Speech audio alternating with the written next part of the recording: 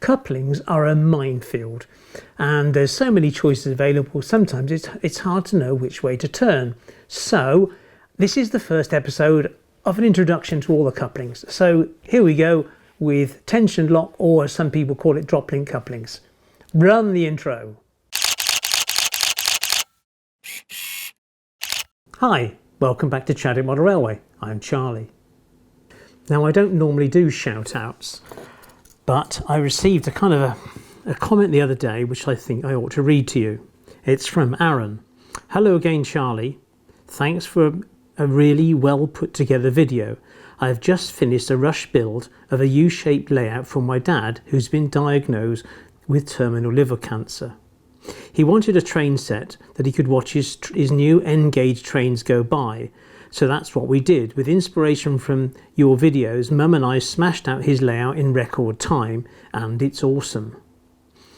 I have wired it up for both DC and DCC with a simple flick of a switch, and we also have block detection and auto signalling to add a bit of animation to it. I've got Chadwick up on Mum and Dad's iPad now so they can both watch your videos. Thanks again for the effort you put into your video. Thanks again for the effort you put into each video.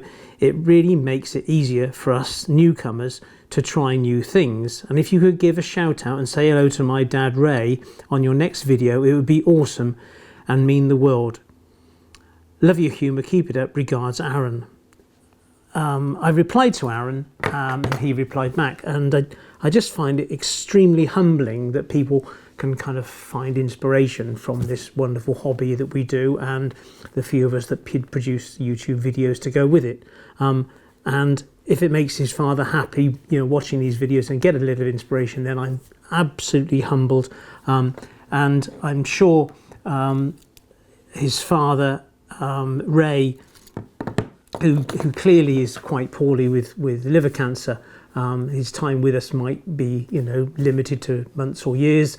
But Ray, thank you for your comment, and I do hope that your wife and son have done you proud with that layout. But please take care, and I wish you all the best. Right, couplings. Now, before we can really look at couplings, I think the best thing to do first is have a look at your wheels, because if you've got the wrong wheels on, or you're going to change the wheels for something more appropriate, then clearly you need to sort the wheels out first, because then the couplings might fit, if that makes any sense. Because obviously if you put new wheels on, they line perfectly, then you're good to go. Whereas if you put the couplings on, you realise that this item's got the wrong wheels on, and then obviously you change the wheels and the couplings don't line up. So it's a case of sorting it out first. And on this piece of Code 75, I've got two original Hornby Freightliner wagons. But there's a difference. This one here was originally built with what we know as pizza cutter wheels, whereas this one, probably a year later, has wheels that will run on Code 75. So there's clearly a benefit to have the right wheels, because then it opens up your running opportunity. And if you listen to this noise, it's the noise of the wheels running on the chairs of the track. If you put these two together, coupled up, now for those of you who may not know, I believe that Freightliner wagons come in rakes of 5. So you don't normally have couplings in the centre. There's usually sort of a bolted contraption to keep them together. You just have your couplings on the ends. But using this little nifty ruler from Expo Drills, it's a scale ruler, and it reads off in 4 millimeters to the foot. So whilst underway and these couplings stretched, we have a gap of 6.5 feet between these wagons. Now clearly that's too great. So if I were to swap these couplings over, excuse me while I do this.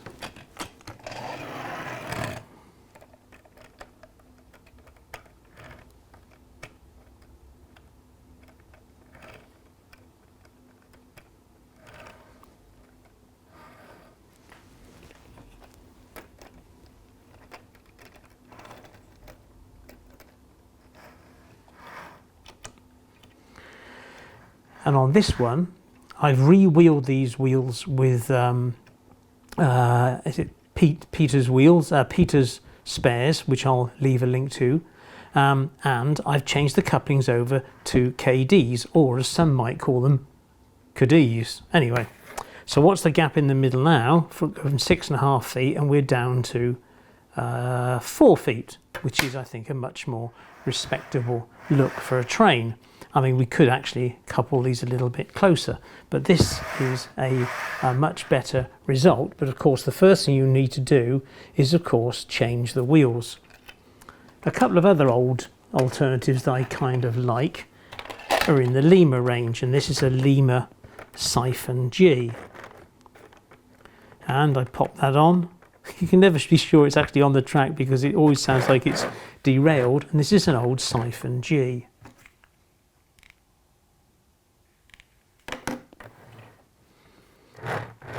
It's a little tired, and as you can see, it's got some horrendous couplings on it, as you can hopefully see. These are the old big D rings with the ordinary drop link couplings. So if you wanted to bring some of this old stock up into your layout, you know, I mean, you actually can't buy new Siphon Gs. I think you can buy Siphon Fs, actually, Hornby. They're in the new Hornby range. But what do you need to do with this? Well, clearly you need to change the wheels over from these dreadful pizza cutter wheels and stick some new couplings on it. But as I said earlier, the best thing to do is, of course, put the couplings, put the wheels on first. And here's another example. These are both Wren and Bachmann, and they've used exactly the same mould, I believe. This one's got the old couplings and pizza cutter wheels. Excuse me, well, I can't seem to get this on the track. Pizza cutter wheels, and clearly runs on the chairs, whereas these I've re-wheeled. Well, I've re-wheeled that one, sorry, and they've got better couplings. So if we couple these up, we've now got a distance between these of 5 feet, whereas this type of coupling is more like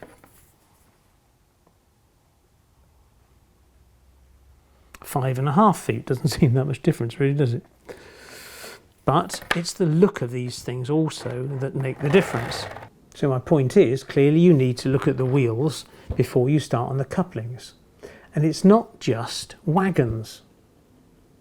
I'd appreciate it if you subscribe to my channel. I notice that actually only about 25% of my viewers do.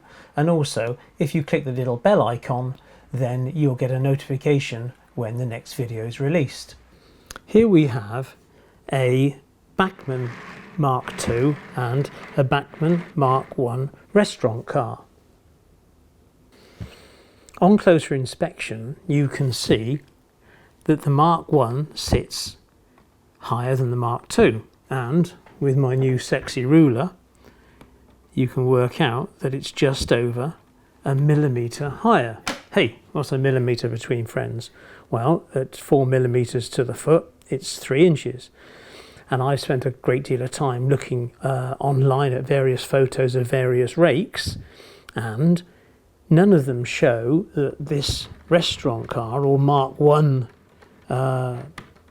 rolling stock are higher than Mark IIs. So what do you need to do if you want to run them together? Well, you could say, just get on with it, Charlie, it's just 1 and a bit millimetres.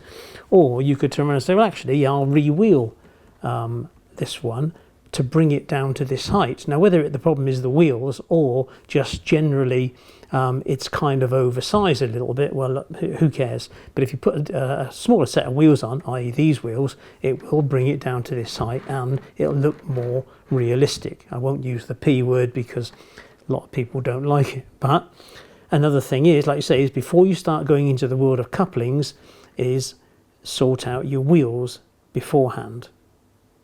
So where do you source these wheels from?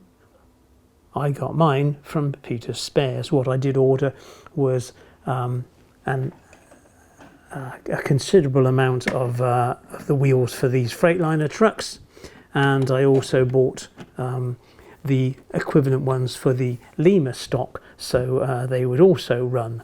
And I'm sure Peter wasn't surprised to realise that they actually were quite expensive. But you've got two choices, haven't you? Chuck them away or put some decent wheels on them and crack on. Well, putting the decent wheels on was the answer to me. One alternative you do have with these Siphon Gs is you can actually buy from Bachmann Mark 1 bogies, which with a little modification will go straight on. But looking at the cost, it was actually cheaper just to buy 4 axles per wagon rather than buy 2 complete new bogies and faff around putting those on. So that's where I am currently.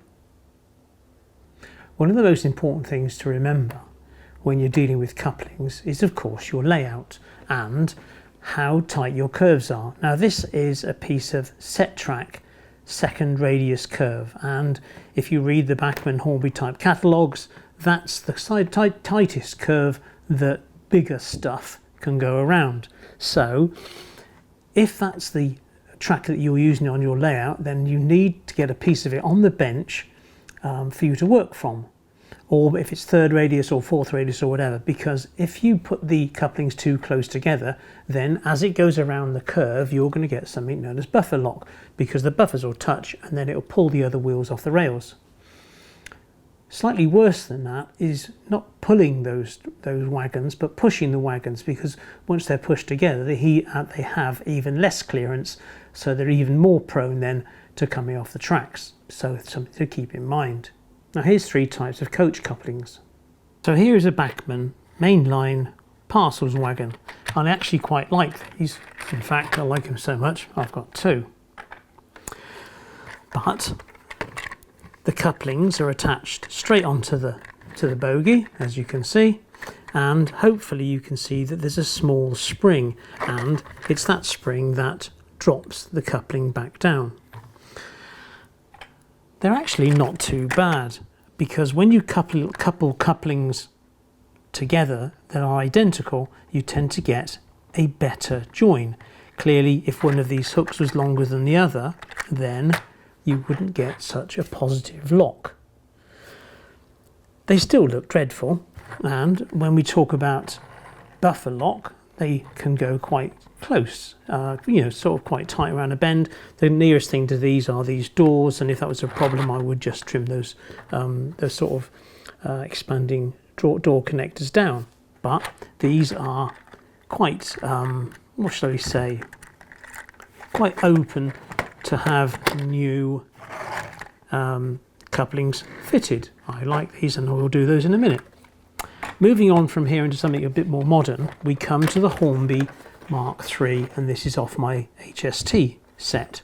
If you notice, there's an orange dot on one end, and that's because when I run this train, they tend to break away. So I've glued this coupling into there, and I've put that yellow tag on there to remind me that this one's glued on, because if you go whacking around your layout at sort of prototypical speed, you don't want these things to come apart. You want to have a realistic sort of speedy little look, but sadly, once more, this coupling is just floats on the bottom of it. It's a gash coupling. It is what it is. And then we move on to something much more sensible. And this is a Bachmann Mark II. Not necessarily that modern a coach, but if we look at this one here, let's hopefully zoom in a little bit. You can see that as this turns, this floats out. So there isn't a direct link between the coupling and the bogie, and this is known as a kinematic coupling, and that's kinematic with a K. And these are great because as the coach goes around the corner, it allows more space between the coaches. If I kind of just put them like that, so they would be quite close, and then as they go around the corner, they expand and then go close back up once they come out of the bend. So these are a great little coupling. I do like these, and you can improve on them further still. Let's go on and change one of these couplings for something a little bit better, and I'll show you what's available. Now from Bachmann you can buy replacement couplings, all straightforward. You know, some of them just slot straight in to the old type of coupling. And this little bag of couplings mini type long times 10, and I think they cost about £8 a bag. So you got 10 long couplings. I've also got a bag of short couplings, which it'll be no surprise to you to learn that they're a little bit shorter, and the difference is the dimension, not of the hook, but of actually the length of the kind of the D-ring, as it were. And on the long ones they stick out about 4 to 5 millimeters further. So with the short ones you're going to get a much better coupling, or a closer coupling, than with the long ones. And of course which one you should use is dictated by your track. So what I'm going to do is fit this short one onto one of my favourite little trucks. So to remove the old coupling is just held in by a crosshead screw, and we'll soon whip that out. But then the thing to do then is to compare it to your potential replacement coupling, and that's when you find that it really is not much different from the existing short coupling. The dimensions of the D bar itself is almost identical. So how can we improve it? Obviously if we put it in, it will actually look better, but we're not going to get the wagon any closer. So going back to the wagon again, if we were to fit this just behind the existing hole, would that kind of work? Well, I think best thing to do is drill a little hole, whack it in, and see what it looks like. If it doesn't work, if it's too tight, then perhaps we could swap this one for the long one. So what I'll do is I'll see what size hole that one is, and then I'll drill a hole just behind it. Well, it appears to be a 1.5 mil hole, so with a 1.5 mil drill, let's offer that coupling back up behind it.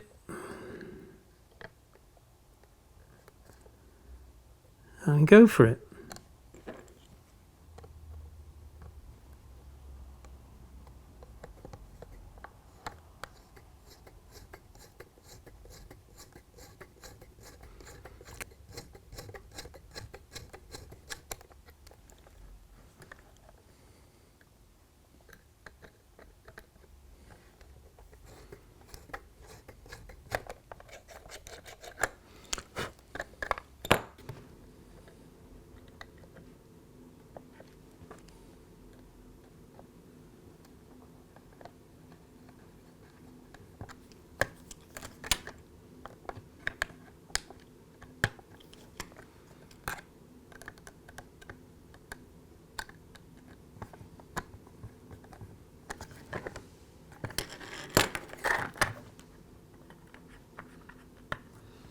Okay, so all I need to do now is do the same to the other coach.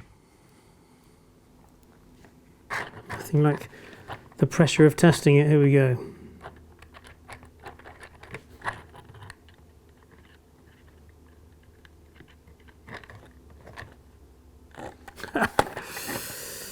No, there's not enough space for the arm to lift, so I have to cut away a small section of the plastic.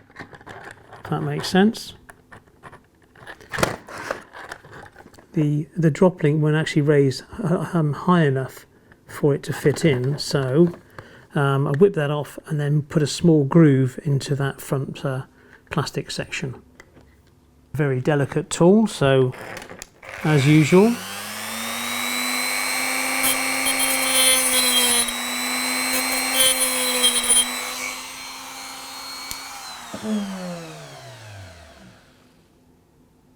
we love our power tools.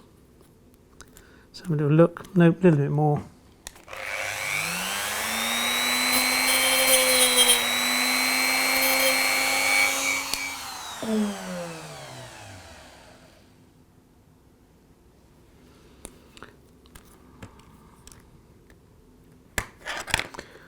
And hopefully you can see the way that that's just been opened up a little. So pop this coupling back on, always easier said than done. So refit this.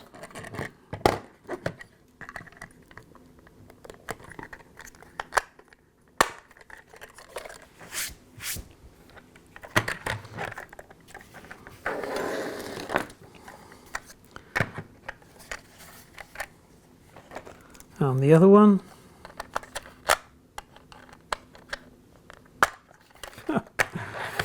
Push them together. Hey, look at that. And yes. Now hopefully you can see that that is rather nifty. Let's put a bit of white paper behind it so you can see.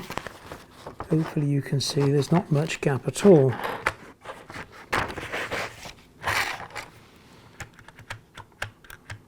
I do like that. That could be a success, couldn't it?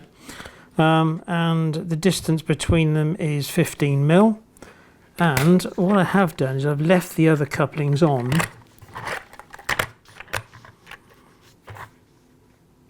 It doesn't seem to be that much difference now. And that is 18 mil, is it 18? Perhaps 19 mil. But, well, you can see the difference yourself. You know, that's kind of where it is. And with the other couplings, and these are the shorts, not the longs, put those, and they're there. Well, I think that that is clearly an improvement.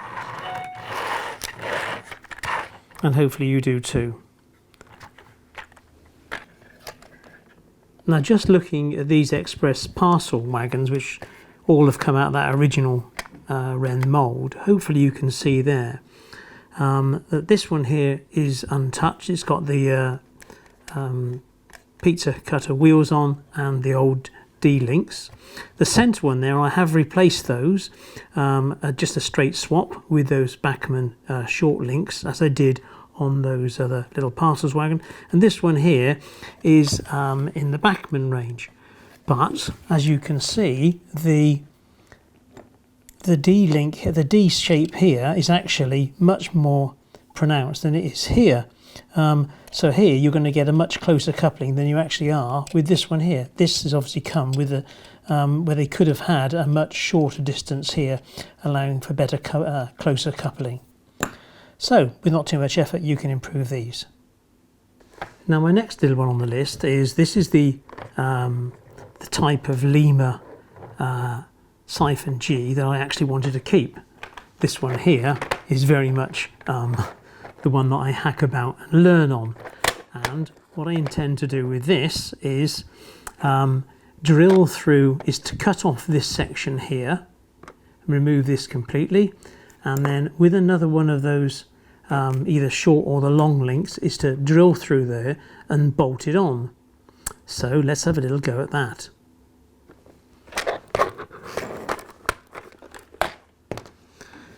So I'm going to cut through there and then drill that one through there and see how it shapes up. Well, why wouldn't you?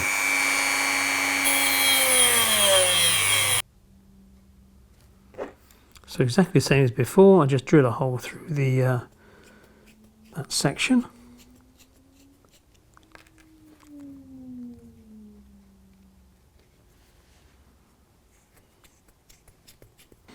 There is a little bit of plastic to trim away on the top.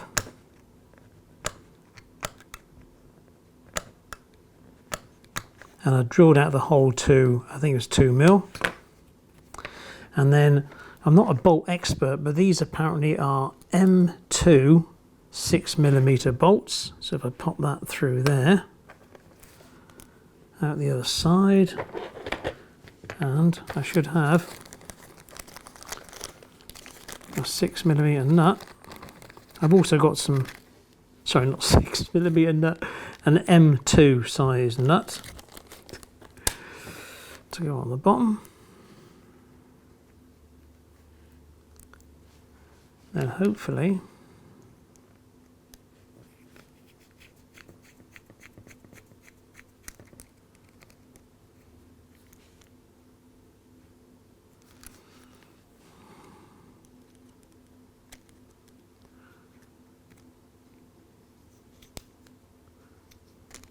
I think I'll do, if this works out very well and it's a good fit, I think the best thing to do probably then is to trim these wings off then, and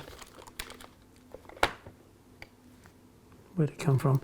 Trim these wings off then, and perhaps just drop a super glue on there. Right, so hopefully you can see now that kind of distance, and let's get my little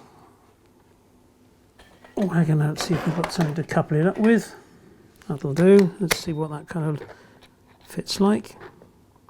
Oh, no, that's not too bad, is it?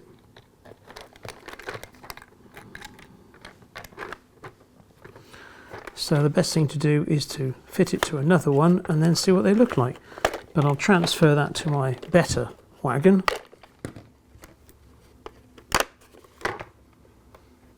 And the D bar is basically in line with the buffers, which I think is the kind of place to aim for.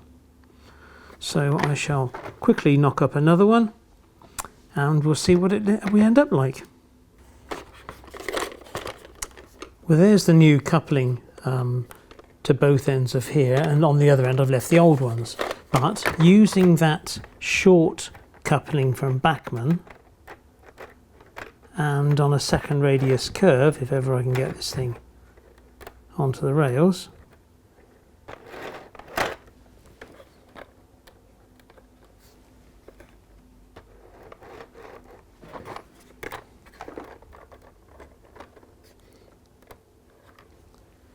we meet our old friend buffer lock, because hopefully you can see that the buffers are engaging and the drop links aren't even over the top of each other. So if I put them in and then try to get it back on the tracks, obviously you can see now that that's no good. So what I shall do is I'll undo those M2 nuts and bolts on here, and then simply swap those two couplings for the Bachmann longs. Now, one thing I have noticed is this is sitting a little bit too high, so what I'm going to do is disconnect this and then take some of the material away from the plastic underneath it, and I can think of no better weapon to use than, of course, the dreaded Dremel. So it's a case now of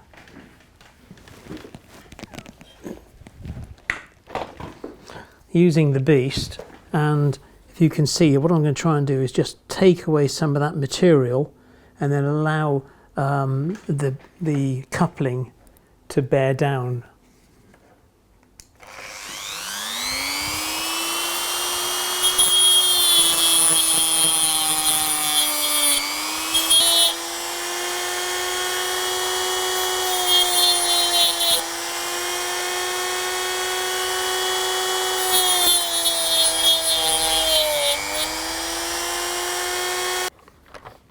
So there we are, reassembled back in to my little end parts, and it's all kind of good to go. And it couples up very nicely with those existing ones. And then when you consider where we've come from today, with these just plain dreadful couplings on the existing trucks, then we're making some real progress. One little job left to do, and that is in here, just on this nut affair here. Obviously we need to take a file, or in my case a Dremel, trim that down, and then obviously just paint this black so it kind of just disappears into the rest of it. And that's really all I've got to say on these type of non-NEM coupled drop link couplings. Hopefully you found this video interesting, and if you've got a comment to make, then please let me know down below. It's always useful to read your comments, and I try to reply whenever I can. So your thoughts are very much valued. If you know of a guy who does the enhancement package for these type of early Hornby Freightliners, then please let me know, because I can't find it. There's a pack you can buy that has brake bits and a few other bits and bobs, but that information I would value very much indeed.